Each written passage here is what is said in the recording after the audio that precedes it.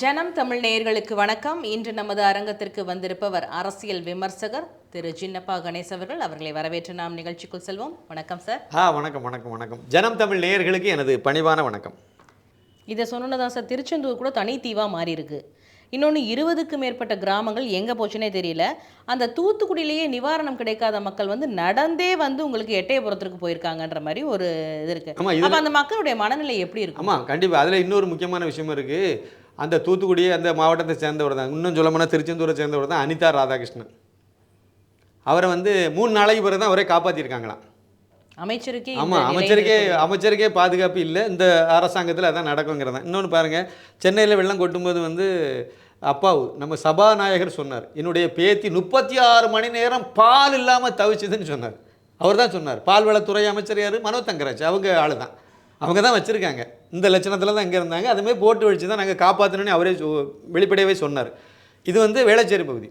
இதே தான் அங்கே தூத்துக்குடி மாவட்டம்.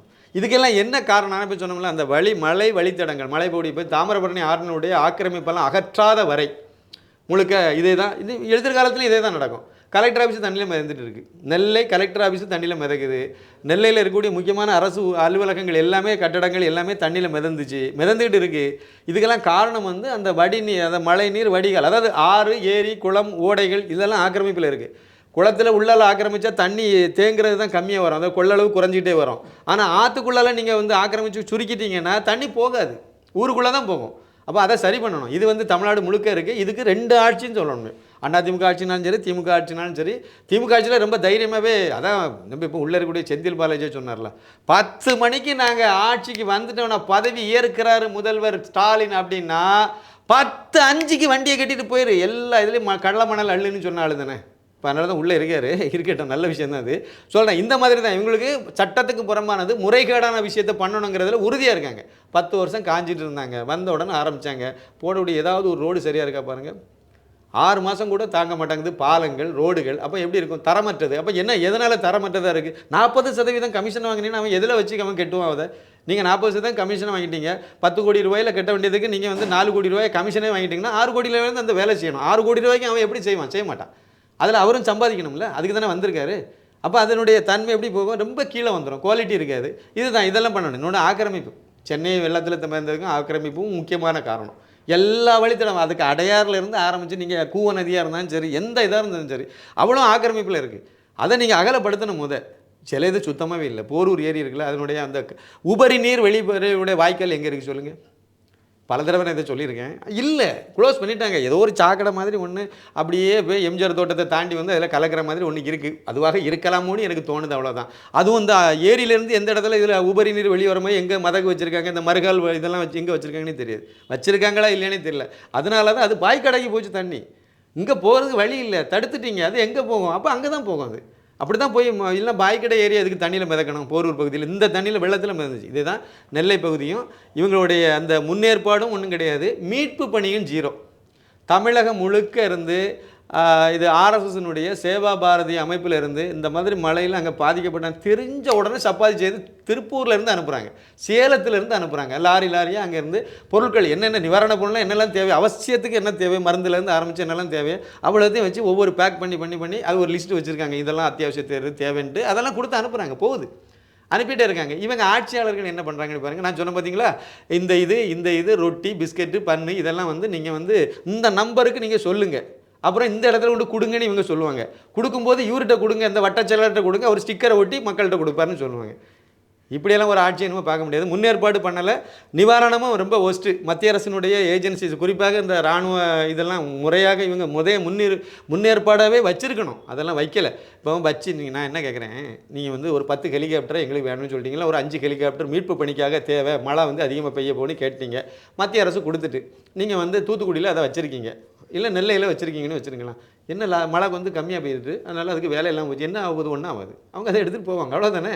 பாதிப்பு இன்னும் வரப்போகிறது இல்லைல்ல, உங்களுக்கு செலவும் இதில் வரப்போகிறது இல்லைல்ல. மத்திய அரசு தானே அதனுடைய இதில் தான் வரப்போகிறாங்க. இதனால் மீட்பு இதுக்கு யாரும் உங்கள்கிட்ட காசு சார்ஜ் பண்ண போகிறது இல்லை. அப்போ ஏன் அதை செய்கிறதுக்கு உங்களுக்கு சோம்பேறி தானே, இன்னொன்று அசால்ட் ரொம்ப. அதாவது சொல்ல போனால் இவங்க திறனற்ற அரசுங்கிறத ஒரு நாளைக்கு ஒவ்வொரு சம்பவத்துலேயும் இவங்க நிரூபிச்சுக்கிட்டே வராங்க. சென்னை வெள்ளத்துலையும் இதை தான் பண்ணாங்க, நெல்லை வெள்ளத்துலையும் இதை தான் பண்ணாங்க. நெல்லை மட்டும் கிடையாது, நெல்லை, தூத்துக்குடி, தென்காசி, கன்னியாகுமரி இது எல்லாமே பாதிப்புக்குள்ளானது.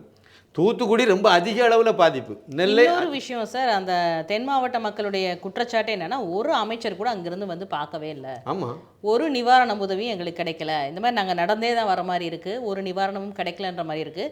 இதை பார்த்தீங்கன்னா, இந்த மழை பாதிப்பு மற்றும் மீட்பு பணிக்காக நான் வந்து பிரதமர்கிட்ட போயிருக்கேன், போய் நிவாரண உதவி கேட்குறேன்ற மாதிரி முதலமைச்சர் சொல்கிறாரு. இது வந்து மக்களுடைய மனதில் எவ்வளோ ஒரு கொந்தளிப்பை ஏற்படுத்தும்னு நீங்கள் நினைக்கிறீங்க? இவங்க வந்து கொந்தளிப்பு ஏற்படுறதுக்கு ரொம்ப பெரிய உதாரணம் தேவையில்லை. இன்னைக்கு காலையில் வெளியான ஒரு வீடியோ தான், வைரலான ஒரு வீடியோ. எப்படின்னா, நெல்லையில் வந்து மேலப்பாளையம்னு ஒரு பகுதி இருக்குது. அது வந்து முழுக்க முஸ்லீம்கள் அடர்த்தியாக இருக்கக்கூடிய, முஸ்லீம்கள் அதிகமாக இருக்கக்கூடிய ஒரு பெரிய கிராமம் அது. அந்த கிராமத்தில் வந்து நம்ம தங்கம் தென்னரசு, நம்ம நிதி அமைச்சர் போகிறார். காரு போகுது. இவர் காரு வருதுன்னு சொன்னோன்னே அந்த காரை தடுக்கிறாங்க. அங்கே உள்ள மக்கள் அந்த காரை மறித்து வேறு ஒன்றும் அவங்க கேட்கல. இந்த பக்கம் உள்ளே வந்துட்டு போங்கன்னு சொல்கிறாங்க, அவ்வளோதான். வேறு எதுவுமே கேட்கல. நீங்கள் வெள்ள நிவாரணத்தை, இந்த வெள்ள பாதிப்பை பார்க்குறதுக்கு தானே வந்தீங்க. எவ்வளவு வெள்ளத்தில் மக்கள் எப்படி வீடெல்லாம் மூழ்கி கிடக்குன்னு நீங்கள் பார்த்தா தானே அதுக்கு நிவாரணம் கொடுக்க முடியும். அது அப்போ தானே அதுக்கு என்ன பண்ணணுங்கிறத யோசிக்க முடியும். நீங்கள் வாங்கன்னு கூப்பிடுறாங்க, இவங்க நிப்பாட்டாமல் கீழே இறங்கவே இல்லை. அந்த வீடியோ தான் இன்னைக்கு காலையில் வைரலாச்சு. வைரலாகி இன்னமும் சுற்றிட்டு இருக்குது, பெரிய அளவில் ஓடிக்கிட்டே இருக்குது. அந்த அளவுக்கு இப்போ எல்லாம் என்ன சொன்னார் தெரியுமா? அந்த ஆள் கெட்ட வார்த்தை போட்டுலாம் பேசினார். ஓட்டு வாங்குது மட்டும் அப்படின்லாம் சொல்லி ஆரம்பித்தார். இனிமேல் வருவீங்களா? அப்போ பார்த்துட்டு 25 வருஷமாக நாங்கள் உங்களுக்கு ஓட்டு போட்டுட்ருக்குன்னு சொன்னார். அது உண்மை. முஸ்லீம்களெல்லாம் சொல்லி வச்சு திமுக தான் போடணும், கிறிஸ்டின்ஸு கூட அதே மாதிரி தான் சொல்லி தொடர்ந்து பிரச்சாரம் பண்ணி அதெல்லாம் கட்டமைச்சு அந்த ஓட்டெல்லாம் நான் என்ன சொல்கிறேன், உங்கள் கட்சிக்கு தானே ஓட்டு போட்டாங்க அவ்வளோ பேரும், உங்கள் ஆளுக்கு. அப்போ உங்களுக்கு நல்லா தெரியுதுல்ல, அவங்க வந்து இந்த கிராமத்தில் முழுக்க திமுகவுக்கு தான் ஓட்டு போட்டாங்க கழிஞ்ச எலெக்ஷனில் அப்படிங்கிறது உங்களுக்கு நல்லா தெரியுது. அந்த மக்கள் பாதிப்புக்குள்ளே தண்ணியில் மிதக்கிறேன். அவனை போய் பார்க்குறதுல உங்களுக்கு என்ன பிரச்சனை? நிதியமைச்சர் வேறு. நீங்கள் போனீங்கன்னா உங்களுக்கு தீர்வு கிடைக்கும்னு அவன் நினைக்கிறான். போய் ஒரு ஆறுதல் சொல்கிறதுக்கு துப்பு இல்லாத அளவுக்கு தானே இருந்தீங்க.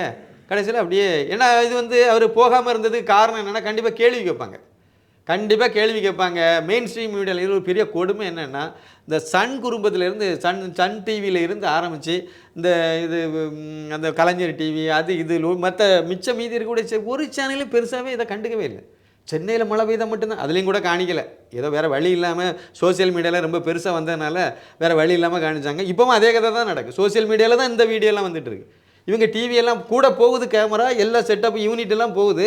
ஆனால் இதை வீடியோ எடுத்தாலும் அவங்க போட மாட்டேங்கிறாங்க, தவிர்க்கிறாங்க. நீங்கள் தப்புங்க, இந்த பிரச்சனையில் மிதக்கிறான்னு தெரிஞ்சால் தானே அதை 4 பேர் உள்ளூரில் உள்ள அந்த உண்மையை சொல்ல போனால், அங்கே நெல்லை தூத்துக்குடி பகுதியில் உள்ளூர் வாசிகள் தான் நிவாரண இதை செய்துட்டாரு. மீட்பு பணிகளை, நிவாரணத்தை விட மீட்பு பணியில் அதிகமாக ஈடுபட்டது உள்ளூர் வாசிகள் தான். அப்புறம் ஹெலிகாப்டரில் வந்து மீட்டது, அந்த நான் சொன்ன ஸ்ரீவைகுண்டத்தில் சிக்கியிருந்தவங்களெல்லாம் ஹெலிகாப்டர் மூலமாக தான் மீட்டாங்க. உணவு கொடுத்தாங்க, உணவு கொடுக்கணும், காப்பாற்றினா அவங்க சேஃபாக உட்காந்துருக்காங்க. அங்கே அது மேம்பாலம்லாம் இருக்குது, பாதிப்பு இல்லாமல் இருக்குது. அதனால் அவங்களுக்கு பிரச்சனை இல்லை. ஆனால் அவங்களுக்கு உணவு தேவை, அவங்கள அங்கேருந்து வெளியே கொண்டு வரணும், அவ்வளோதான். இன்னொரு விஷயமும் இருக்குது. அதில் இருக்கக்கூடிய 90% மக்கள் வந்து அந்த ஏரியாக்காரங்க, திருச்செந்தூருக்காரங்க தான். ட்ரெயின் திருச்செந்தூர்லேருந்து தானே சென்னைக்கு வருது. இப்போ அந்த ஏரியாவை சுற்றி உள்ளவங்க தான் அந்த ட்ரெயினில் வருவாங்க. அப்போ பக்கத்தில் உள்ளவங்க தான் என்னென்னா ஒரு மாட்டிக்கிட்டாங்க, எதிர்பாராமல் மாட்டிக்கிட்டாங்க, சுத்தமாக கட்டாயி போச்சுது. இப்போ அவங்கள மீட்கணும், உணவு கொடுக்கணும், போட்டு கூட போகாது. அப்போ வந்து நீங்கள் வந்து இராணுவத்தினுடைய உதவியோட ராணுவ ஹெலிகாப்டரில், அப்புறம் குழந்தைகள்லேருந்து பெரிய ஆள் வரைக்கும் காப்பாற்றினால ராணுவ ஹெலிகாப்டர் தான் காப்பாற்றிட்டு இருக்கு. உள்ளூர் மக்களும் பண்ணுறாங்க. அந்த ஆற்றுல குறுக்க கயிறு கட்டி அந்த டீமோட இவங்களும் சேர்ந்து பண்ணுறாங்க. தமிழக அரசினுடைய இந்த தீயணைப்பு துறை, இந்த மாதிரிப்பட்ட துறைகள் வந்து ஓரளவுக்கு தான் இருக்குது. நீங்கள் உங்கள் கவர்மெண்ட் கொடுக்கக்கூடிய புள்ளி உரத்தில் பாருங்கள், அதிகமான எண்ணிக்கையில் இருக்கலாம் மத்திய பேரிடர் மீட்புக்குழு, அப்புறம் இராணுவத்தினர், அப்புறம் நேவியில் உள்ளவங்க, கடற்படையினர் சேர்ந்தவங்க, இவங்க தான் அதிகமான பேர் இருக்காங்க. அவங்க எல்லாருமே தானாக தான் வந்திருக்காங்க. மத்திய அரசு சொல்லி, நிர்மலா சீதாராமன் மாதிரியானவங்க, அண்ணாமலை அவர்கள் சொல்லி, இப்படி இவங்க சொன்ன இதில் அவங்க கோரிக்கையில் அவங்க வந்து செய்கிறாங்களே ஒழிய தமிழக அரசு ஃபெயிலியர். இதெல்லாம் முதல் செய்திருக்கணும், அவங்க தயார் நிலையில் வச்சுருக்கணும். வச்சுக்கிட்டு அதுக்கு பிறகு அந்த மீட்பில் இங்கே இருக்குது, இந்த இடத்துல கூடுதல் பாதிப்பு, நம்ம இங்கே இருக்கக்கூடிய படை இந்த குழுவை இங்கே நகர்த்துங்க, இதெல்லாம் செய்யலாம். எதுவுமே செய்யலையே.